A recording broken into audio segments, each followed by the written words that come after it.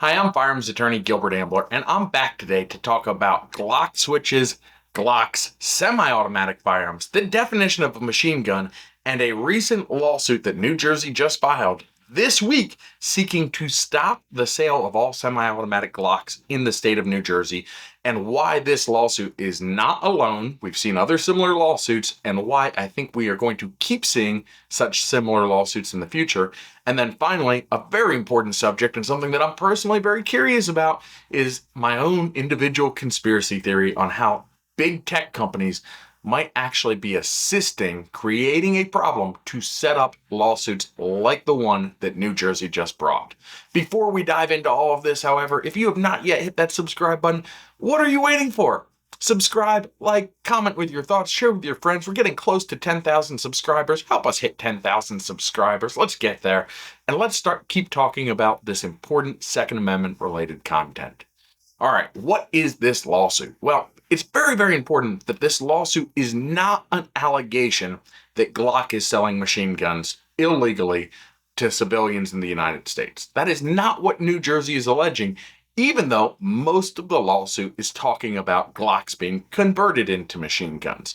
And the significance here, and the reason that New Jersey is not alleging that the firearms Glock is selling are currently machine guns, is because they clearly are not. They're semi-automatic firearms. And when we look at the federal definition of a machine gun, again, this is 26 USC 5845, what we find, it's a long definition, but what we find is that it includes an item that currently shoots more than one round per function of the trigger, a device that is designed to shoot more than one round per function of the trigger, a device that is readily restorable to shoot more than one round per function of the trigger, or the frame or receiver of such a device.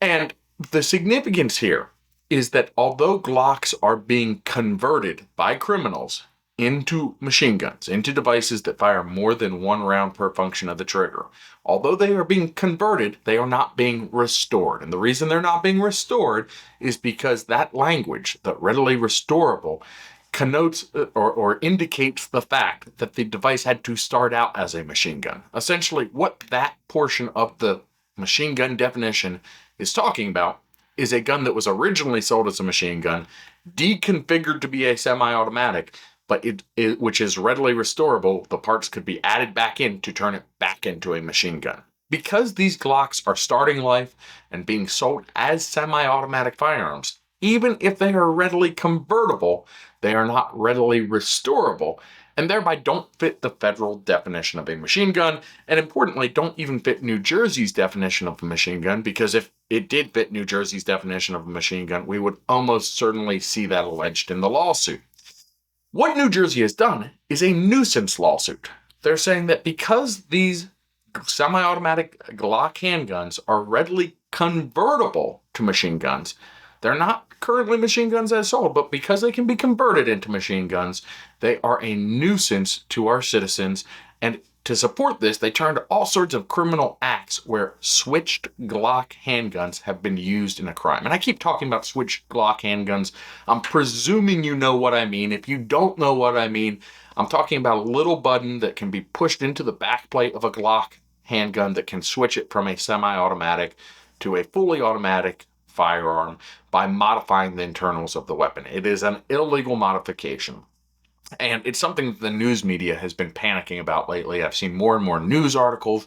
I've even had family members. My mother-in-law, who, while not against firearms, is not particularly interested in firearms, asked me what I thought of Glock switches and what I knew about them. So it's something that people are hearing about, and there's starting to be rising levels of panic out there about these Glock switches. And again, that's what New Jersey is seizing upon. They're saying this is creating a nuisance. All of these crimes occurring, of course, they're not talking about the underlying criminal actors. They're focused on the fact that these underlying criminal actors had switched illegal Glock handguns. And they're saying that's a nuisance for our citizens. Now, where does big tech come into all of this? Well, if you're like me, I follow a lot of local gun shops on my Facebook page. And I follow that. I keep an eye on what events they might have. If they get unique or cool items that come to the store, they might post them. And one of the things that I've observed over the years is that Facebook routinely cracks down on these small businesses, these mom and pop FFLs, and even sometimes kitchen counter FFLs. They're constantly dealing with various bans and shadow bans and all sorts of pressure from Facebook, essentially, because Facebook doesn't like firearms. And that's something that we generally know. There's all sorts of restrictions on what types of firearms related content you can post on Facebook. However, simultaneous with this, we have seen Glock switches being advertised on sponsored posts on Facebook. And I don't buy for a minute the idea that Facebook doesn't know what those switches are. I think they're aware of what they are. So why are they allowing sponsored posts selling them? I think there's only one of two options here, one of two possible conclusions. The first is that perhaps it's part of a sting operation. You try to buy one, you put in your information, you order it, it gets shipped out to your house, and instead of it coming out to your house, because it is an illegal item, an ATF agent shows up at your house. Certainly possible. The other possibility, however, is that the reason Facebook is allowing these to be sponsored out there is because they know that these devices will proliferate, and the more they spread, the more they proliferate, the more there will be public panic and news stories about them. And the more there's public panic and news stories about them, the more it is going to set up lawsuits like the one that we see here in New Jersey, like similar lawsuits that we've seen in other jurisdictions. And in fact, this could even take place. It could create enough political pressure that there might even be federal action to ban certain semi-automatic weapons. Now, with the coming administration, I don't think that's a huge concern right now. However, imagine if things had gone differently in the last election. Imagine if Trump hadn't won this past election.